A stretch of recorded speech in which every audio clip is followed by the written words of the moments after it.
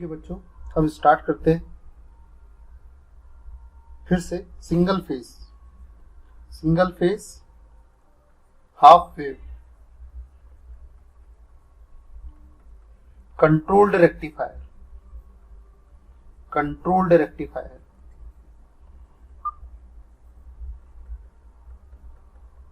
With RE load देखते हैं जरा। ये सप्लाई है, ये SCR है,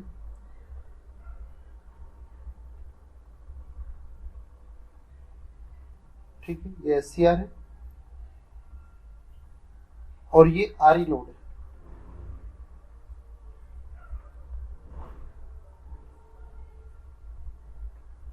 तो आउटपुट जो मिल रहा है वो अक्रॉस RE मिल रहा है, ठीक है।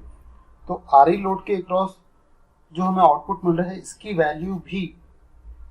वैल्यू भी हमारी वही होगी जो single phase half wave control rectifier with R load है, Vm/2π 1 प्लस कॉस अल्फा। कैसे, अभी और क्लैरिटी आ जाएगी क्यों ऐसी ये वैल्यू आ रही है। देखना यही वैल्यू आएगी,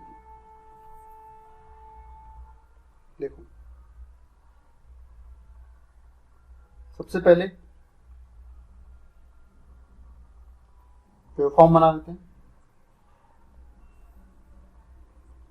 ये सप्लाई की वेवफॉर्म है,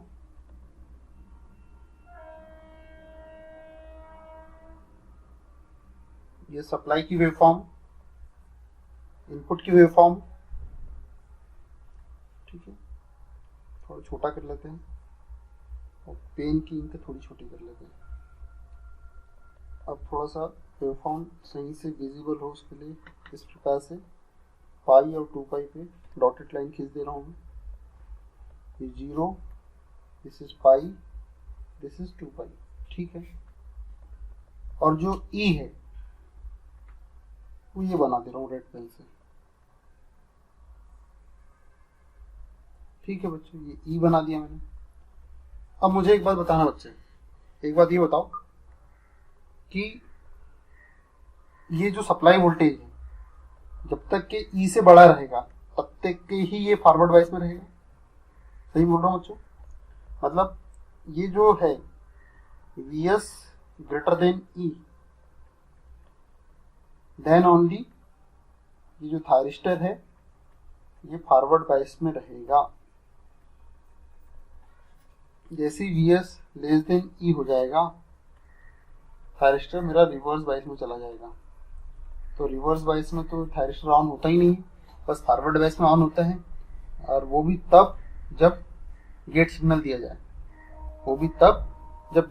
जाए, अब देखो ये इतना पोर्शन बच्चों, ये यहाँ से देखो, पेन चेंज कर रहा हूँ, येलो पेन, इतना पोर्शन, इतने पोर्शन में जो सप्लाई वोल्टेज है वो E से कम है ना, E से कम है। तो यहाँ तक तो वैसे भी करंट नहीं फ्लो होगा क्योंकि रिवर्स बायस में रहेगा। यहाँ तक ये इतने पोर्शन जिसको मैंने येलो पेन से पूरा ये किया है, इतने पोर्शन में करंट फ्लो नहीं होने वाला क्योंकि इतना पोर्शन E से, मतलब सप्लाई वोल्टेज जो है वो छोटा है, तो मतलब थायरिस्टर मेरा रिवर्स बायस में रहेगा। तो ये जो आखिरी लिमिट है, ये थीटा 1, ये थीटा 1 तक, ये जो थीटा 1 है, इस थीटा 1 तक ये रिवर्स बायस में रहेगा। मैं इसको थोड़ा मिटा दे रहा हूँ, ठीक है। तो ये जो थीटा 1 है, ये थीटा 1, इस थीटा 1 तक ये रिवर्स बायस में रहेगा। और बच्चों एक बात और देखो, ये जो थीटा 1 है, इस थीटा 1 पे की लोकेशन पे हो क्या रहा है, सप्लाई वोल्टेज और EMF की वैल्यू बराबर है। इस थीटा 1 पे supply voltage equal to EMF, तो यहाँ पर क्या हो जाएगा, Vs की वैल्यू Vm साइन, जैसे थीटा होती है लेकिन ये थीटा 1 हो जाएगी क्योंकि इस इंस्टेंट पे थीटा 1 पे Vs और D बराबर है। तो यहाँ से थीटा 1 की वैल्यू हम निकाल सकते हैं, sine theta 1 equal to E/Vm।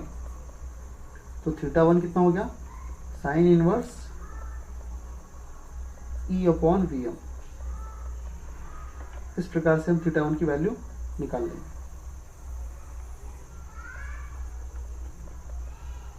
और फिर ये जो जैसे फिर ये यहाँ पर देखो, ये फिर यहाँ पर ये क्या होगा, ये जो सप्लाई वोल्टेज है ये ई से ज़्यादा हो रहा है, तो ये तो रिवर्स बायस में रहेगा इतना पोर्शन। जहाँ मेरा पेन चल रहा है, मैं ग्रीन पेन कर दे रहा हूँ, ये जो ग्रीन पेन चल रहा है, इतने पोर्शन में क्या होने वाला है बच्चों, इतने पोर्शन में जो वी एस है, इतने पोर्शन में वी एस ग्रेटर देन ई रहेगा, और इतने पोर्शन में यहां से लेके यहां तक,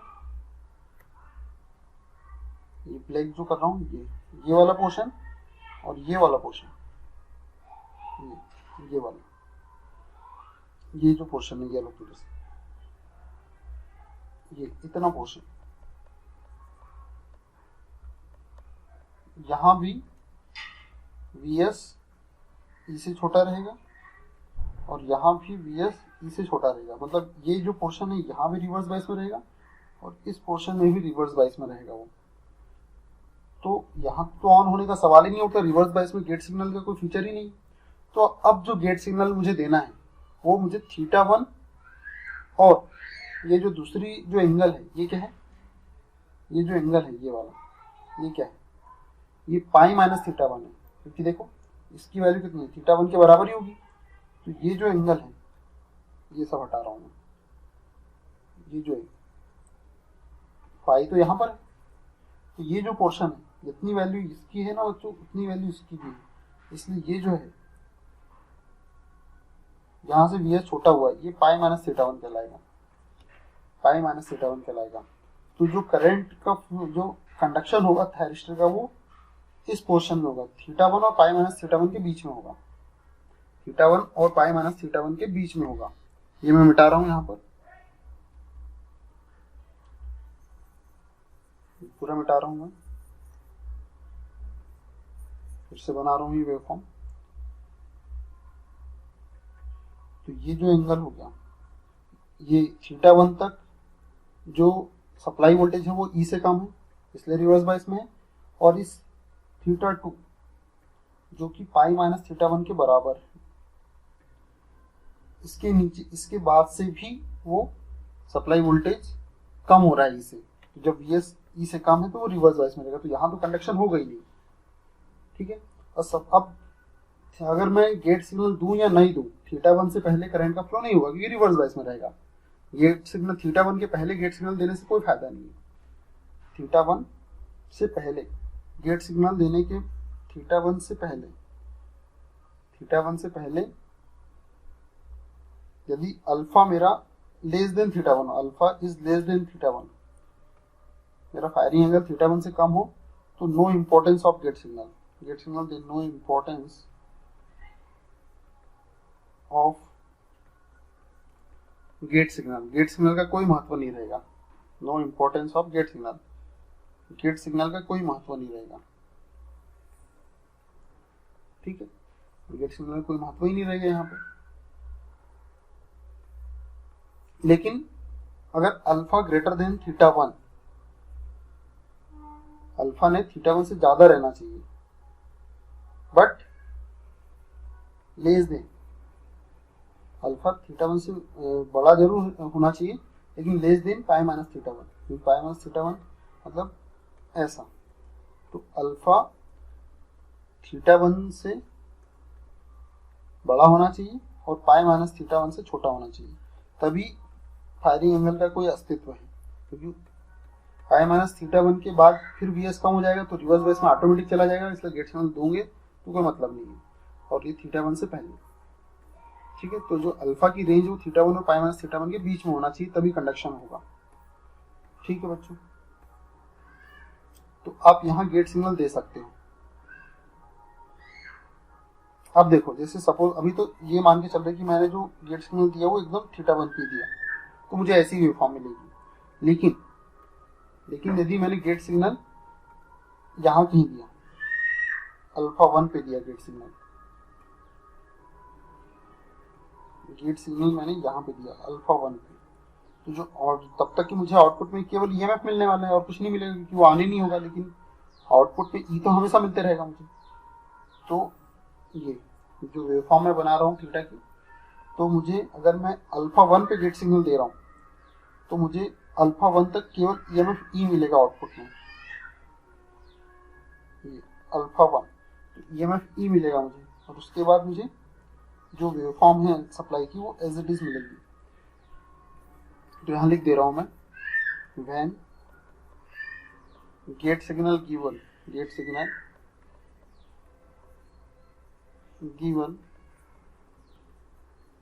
आफ्टर थीटा वन, देन जब थीटा 1 के बाद गेट सिग्नल दे दूंगे तो क्या होगा, तो उस कंडीशन में जो वी आउट हमें मिलेगा आउटपुट वोल्टेज वो सप्लाई वोल्टेज के बराबर मिलेगा, क्योंकि देखो ये शॉर्ट सर्किट हो जाएगा तो इसका पॉजिटिव यहाँ पर आ जाएगा और नेगेटिव यहाँ आ जाएगा। तो हमें V out equal to V S, then output voltage equal to supply voltage. तो ये यहाँ पे जैसे ही हम गेट सिग्नल दे देंगे अल्फा 1 पे तो हमें जो आउटपुट मिलेगा इस प्रकार से, लेकिन जैसे ही थीटा 2 पे पहुंचेगा फिर से हमें ई मिलने लग जाएगा, और रिवर्स बाइस कंडीशन में भी हमें ई ही मिलेगा, क्योंकि जो लोड पे है वो लोड पे ई है तो वो तो हर वक्त मिलेगा। इस प्रकार से लोड पे ई हमें यहाँ मिलते रहेगा, ठीक है। और ये प्रोसेस 0 से स्टार्ट हुई और 2 पाई, और ये प्रोसेस फिर रिपीट होगी, इसके बाद से यहाँ जो आउटपुट मिल रहा है बच्चों ये साइनसॉइडल, ये मिल रहा है मुझे पाई माइनस थीटा 1 तक मिल रहा है मुझे आउटपुट। और मुझे जो आउटपुट मिल रहा है वो चार्जिंग करंट ऑफ बैटरी भी बोल सकते हैं हम इसे। ये जो आई नॉट आउटपुट जो हमें यहाँ मिल रहा है, ये जो आउटपुट हमें मिल रहा है बच्चों, ये एक्चुअल में वोल्टेज है यार। जब हमने अल्फा 1 पे गेट सिग्नल, ये आई नॉट नहीं है, दिस इज वी नॉट, जब हम गेट सिग्नल अल्फा 1 पर दे रहे हैं तब की बात है, ठीक है। चलो अब बच्चों आउटपुट करंट को हम ड्रॉ करते हैं, देखते हैं जरा किस प्रकार से आउटपुट करंट की वेवफॉर्म बनने वाली है। यहाँ पर देखो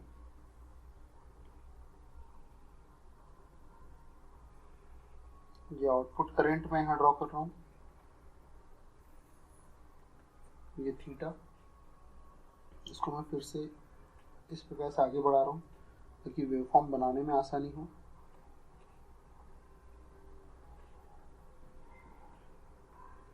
ठीक है, अब देखो बच्चों ये आउटपुट करंट इतने पोर्शन में क्या हो रहा है, Vs लेस देन ई, जो सप्लाई वोल्टेज है वो ई से छोटा है इसलिए करंट फ्लो हो गई नहीं, जीरो करंट। जैसे ही वैल्यू ज्यादा हुई, ये देखो जैसे ही थीटा 1 के बाद से, ये थीटा 1, ये है थीटा 1, थीटा 1 के बाद से क्या हुआ, थीटा 1 के बाद से Vs ग्रेटर देन ई, तो करंट की वैल्यू बढ़ना स्टार्ट हो जाएगी, करंट की वैल्यू बढ़ना स्टार्ट हो जाएगी, करंट की वैल्यू बढ़ना स्टार्ट होगी। और ये करंट कब तक ये बढ़ेगा, जब वोल्टेज बढ़ रहा है तो करंट बढ़ेगा, वोल्टेज कम हुआ तो करंट भी कम होगा, और थीटा 2 पे करंट जो है वो जीरो हो जाएगा, थीटा 2 पे जो करंट है वो जीरो हो जाएगा इस प्रकार से। अब यही प्रोसेस फिर अगले साइकिल में रिपीट होगी। यहाँ तो थीटा 2 से लेकर 2 पाई तक फिर रिवर्स बाइस है, तो कोई सवाल ही नहीं उठता है कि वो करंट का फ्लो हो, और यही प्रोसेस, यही करंट की वैल्यू हर बार रिपीट होगी।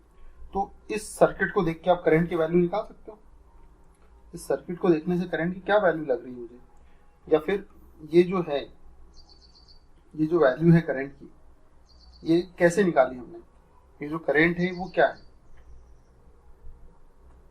देखो इसको देखने पे क्या समझ में आ रहा है आपको, करंट की जो वैल्यू यहाँ पर समझ में आएगी आई नॉट, वो कितनी आएगी बच्चों, ये सप्लाई वोल्टेज में से ईएमएफ को माइनस कर दो, सप्लाई वोल्टेज में से ईएमएफ को माइनस कर दो और अपॉन आर, तो आपको वैल्यू मिल जाएगी करंट की, एवरेज करंट की। देखो किस प्रकार से, अब करंट की एवरेज वैल्यू निकालना है मुझे, तो करंट की जो वैल्यू है वो हो जाएगी Vs minus E upon R, ये वैल्यू हो जाएगी करंट की। लेकिन जब एवरेज वैल्यू निकालने की बात करें तो करंट का फंक्शन है बच्चों, केवल ये करंट का फंक्शन है केवल। ये Vs की जो वैल्यू है ये है Vm साइन थीटा, ये Vm की जो वैल्यू है वो Vm साइन थीटा है। तो पर इसकी अगर मुझे एवरेज वैल्यू निकालना है तो ये एवरेज वैल्यू हो जाएगी इसकी, थोड़ा सा इधर करते हैं, इसकी एवरेज वैल्यू मुझे निकालना है तो I naught average value 1 upon time period जो है वो कितना हो जाएगा 2 पाई इंटीग्रेशन कहाँ से कहाँ तक करंट फ्लो हो रहा है, थीटा 1 से थीटा 2, थीटा 1 से थीटा 2 की वैल्यू कितनी है पाई माइनस थीटा 1। तो ये आई नॉट एवरेज निकालना है तो थीटा 1 से पाई माइनस थीटा 1, ये आई नॉट की वैल्यू क्या होगी Vs जो कि Vm sine theta minus E upon R D theta. बस इसको आप सिंप्लीफाई कर लो, आपके पास आई नॉट एवरेज की वैल्यू आ जाएगी। और आई नॉट आर एम एस अगर आप निकालने के इच्छुक हैं, निकालना चाहते हो,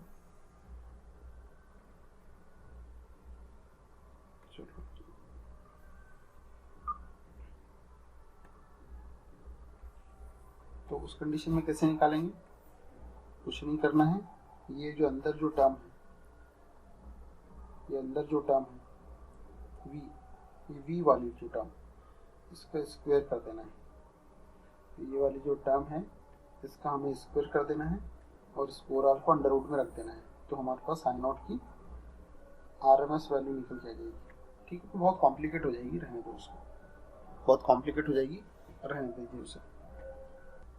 इस वेवफॉर्म को देखकर आप कंडक्शन एंगल बताइए, कितना कंडक्शन एंगल है, conduction angle, conduction angle theta C, ये हो जाएगा कितने टाइम में कंडक्शन हो रहा है, करंट कितनी देर फ्लो हो रहा है, ये pi minus theta 1 minus theta 1, pi minus theta 1 minus theta 1, मतलब कंडक्शन टाइम एंगल हो गया पाई माइनस 2 थीटा 1। और इसको टाइम निकालना है कंडक्शन, तो omega into T C, theta C की वैल्यू हो जाएगी पाई माइनस 2 थीटा 1, तो टी सी हो जाएगा conduction time pi minus 2 theta 1 upon omega, ये वैल्यू हो जाएगी कंडक्शन टाइम की, और ये हो गया कंडक्शन एंगल। ठीक है, एवरेज वैल्यू हमने निकाल ली, जो मैक्सिमम वैल्यू होती है यहाँ पे, ये मैक्सिमम वैल्यू, ये क्या होती है मैक्सिमम वैल्यू, RMS वैल्यू की √2 टाइम्स होती है। एक क्वेश्चन दे रहा हूँ मैं न्यूमेरिकल, जरा वो करके बताओ मुझे। ठीक है, एक न्यूमेरिकल में दे रहा हूँ आपको, इस क्वेश्चन को साथ साथ लिखो जरा। Consider a phase controlled converter, एक फेज कंट्रोल्ड कन्वर्टर है,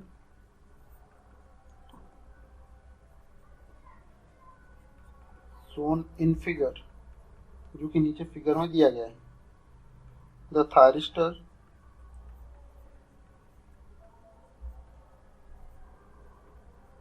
is fired at an angle alpha, मतलब थायरिस्टर को अल्फा फायरिंग एंगल पे फायर किया गया है, मतलब उसको अल्फा एंगल पे गेट सिग्नल दिया गया है। The thyristor is fired at an angle alpha in every positive half cycle, सभी पॉजिटिव हाफ साइकिल में अल्फा एंगल से गेट सिग्नल दिया है।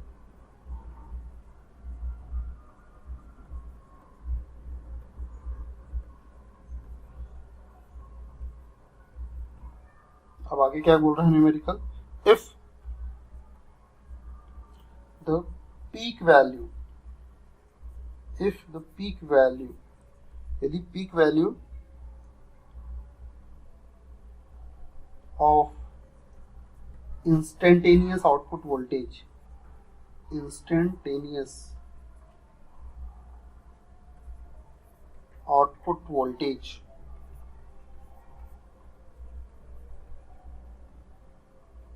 is equal to 230 वोल्ट, यदि इंस्टेंटेनियस आउटपुट वोल्टेज 230 वोल्ट है, द फायरिंग एंगल